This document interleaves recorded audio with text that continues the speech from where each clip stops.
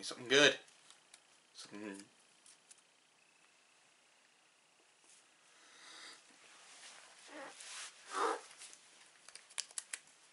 No, I'm not gonna do it. I'm not gonna do it. I swear to God. I swear to God, I'm not gonna do it. I'm not even gonna say it. I'm not gonna say it. I'll rip this. Okay, just calm down. Don't let your rage overtake you. Put it on the screen. I'm not saying it. I just.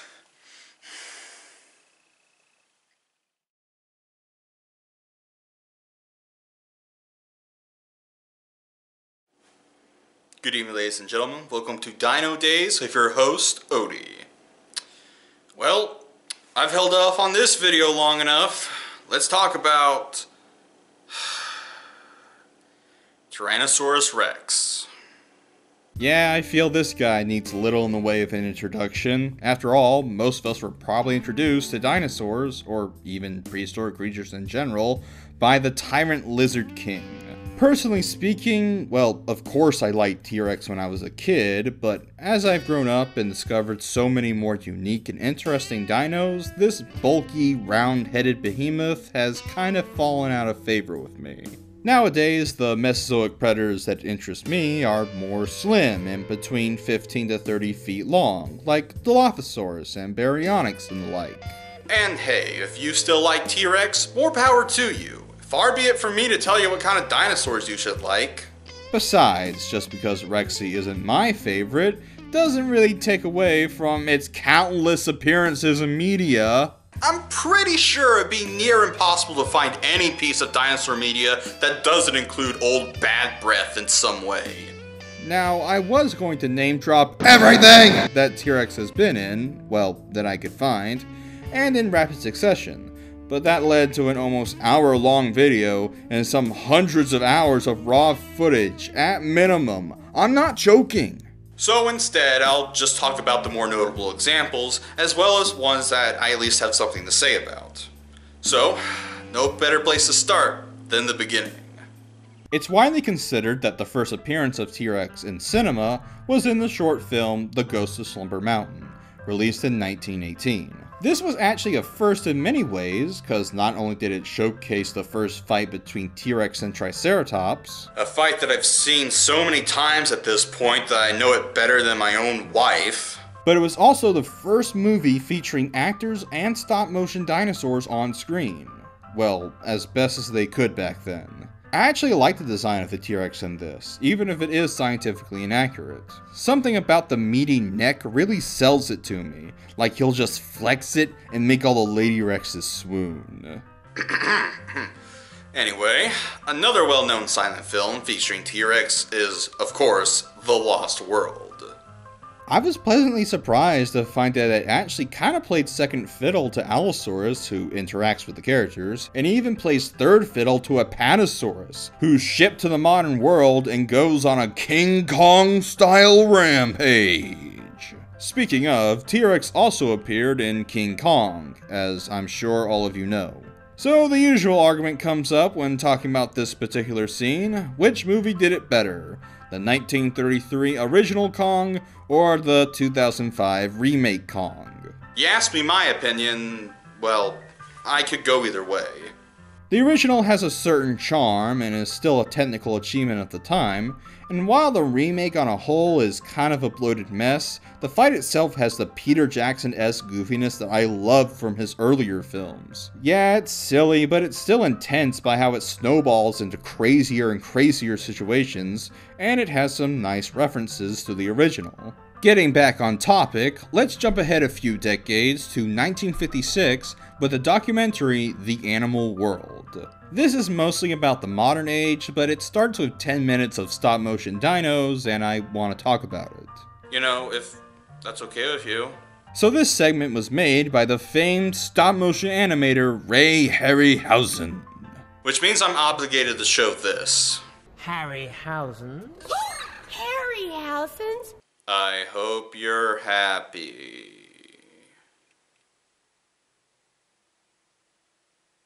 I do like what context it adds to the documentary, showing not only how the animals, but the Earth itself has changed compared to the past. That's expected of from most prehistoric documentaries these days, but back then it was very controversial, as director Irwin Allen didn't even mention evolution in this segment for fear of offending church groups. Going to show that the more things change, the more the people who don't know any better will complain.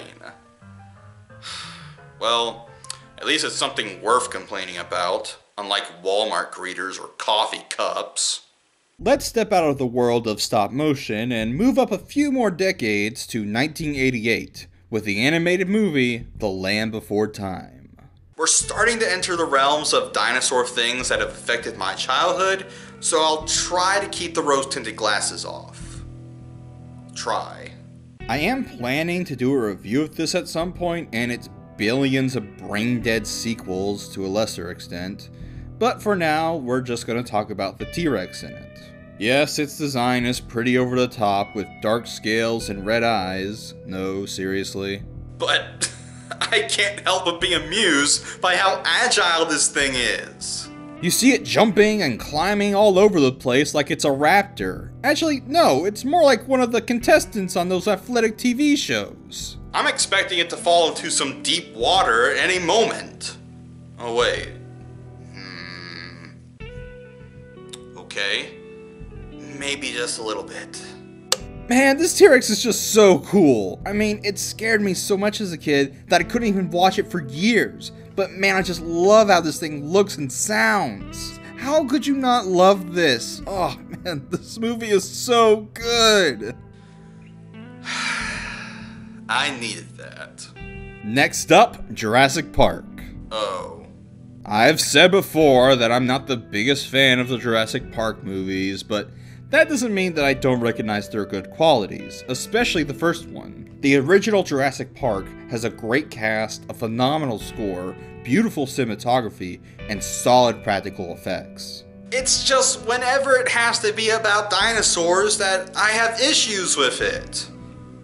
And unfortunately, that's a lot of the movie.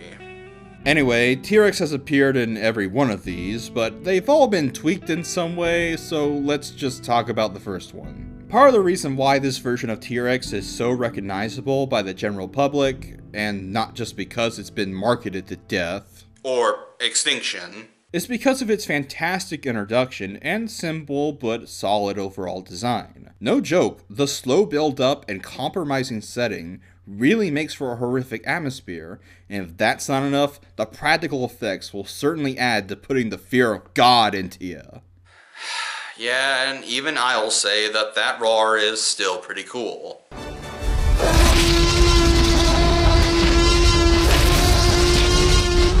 But Jurassic Park wasn't the only big-budget dinosaur movie of 1993. Oh yes, because We're Back, a Dinosaur Story came out just a few months later. I do have some vague memory of watching this at my grandma's house, but I haven't really rewatched it until I started writing this review. And, yeah, it doesn't really hold up in my opinion. I mean, I still like it, but it's not all that great or anything. On a scale of Space Jam to The Lion King for 90s kids movies, I'd place it right next to Hook, I guess. But what about the character Rex, voiced by John Goodman? He's alright. John Goodman is a great voice actor, and he plays his part well, but honestly I think I prefer him in his original form. I mean, why wouldn't I? It's the same T-Rex for The Land Before Time, which makes perfect sense because they were both made by the same production company. Ambulance Cinematic Dinosaur Universe, confirmed. Let's finish this up with my most beloved of dinosaur documentaries, Walking with Dinosaurs. The last episode, Death of a Dynasty, prominently features Tyrannosaurus. And I really like it! Except for that skin texture. Yeah, they tried some kind of layering to make it look more detailed, but it just looks uncanny. The only thing I can describe it to would be old, dried up, flaky skin, like it's in bad need of some moisturizer. Still, I do really like the design. The striped tail and the red under the neck are both really striking, And I'd say the overall design is slightly more athletic compared to, say, the Jurassic Park version. Oh, and before you ask, yes, I prefer the Walking with Dinosaurs version of T-Rex over the Jurassic Park one, especially that roar. It just sounds so angry and powerful.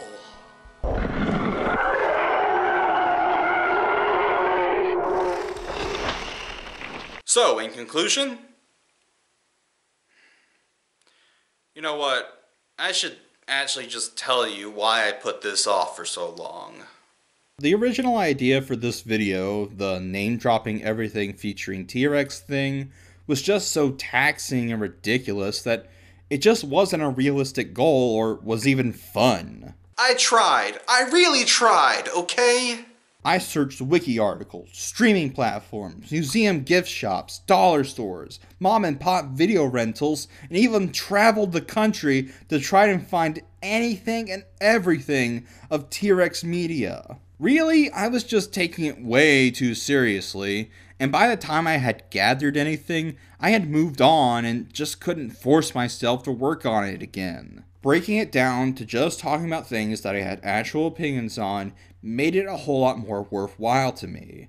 I'm sorry if I didn't cover something that you like or think is more deserving of highlighting, but after searching through all that I did, these were the only things that I had real thoughts on. So if you feel the need to point out some T-Rex related media that you think is cool, then feel free to do so in the comment section and let us know why you like it. Now, my actual conclusion? It's Tyrannosaurus Rex.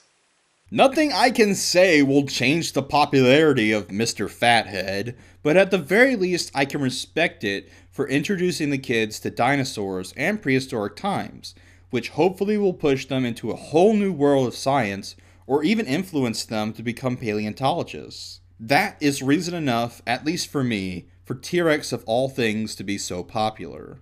So, first Dino Days back, and boy was it a big one. Hopefully this is the longest these kind of videos get. I'll finish up by plugging my Patreon, which you can find at Odium Meepless, where you can donate to watch episodes early, and even vote on creatures for Dino Days. We're also posting gaming videos on the channel every weekday, one of which involves dinosaurs, and the other features my wife and I playing some classics. Now it's the end of the video, so you know what that means. Time to draw a name out. And check it out. This jar here, made out of fossils. And I'm not pulling them out of some ragged old hat. Okay, so I put a whole bunch of new names in here. Okay, no looking, no peeking. So hopefully we get something good. Okay. Arthur Plura. That's actually really cool.